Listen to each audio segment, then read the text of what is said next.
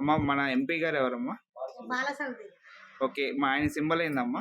Class okay. ఆయన ballot number ఎంత? 6. అమ్మ మన ఎంపీ గారు ఎవరమ్మా? మన ఎంపీ గారు బాలశౌరి గారే రావాలండి. బాలశౌరి గారే అవుతారు. బాలశౌరి గారే. ఆయన సింబల్ ఆయన ఏందమ్మా? సింబల్ గాజు గ్లాసు.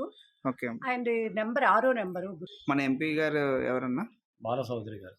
ఓకే. ఆయన సింబల్ ఏంటన్నా? Glass okay. ఆయన బ్యాలెట్ నెంబర్ ఎంత? 6. మన ఎంపీ అభ్యర్థి ఎవరన్నా? బాలశౌరి గారు. ఆయన సింబల్? గ్లాస్ గుర్తు. ఓకే. ఆయన బ్యాలెట్ నెంబర్ ఎంతన్నా? 6వ నెంబర్. అమ్మ మన ఎంపీ గారు ఎవరమ్మా? మన బాలశౌరి గారు. ఆయన గుర్తేంటమ్మా సింబల్? గ్లాస్.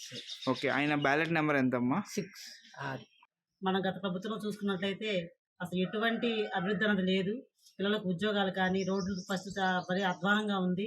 అట్లాగే పిల్లలకు వాళ్ళ చదువు సంధిలో కూడా బాగా వెనకబడిపోయి ఉన్నారు.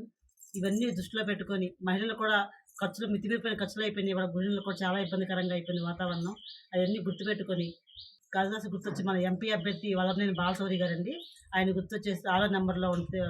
ఈవీఎం 6వ నెంబర్లో ఉంటుంది.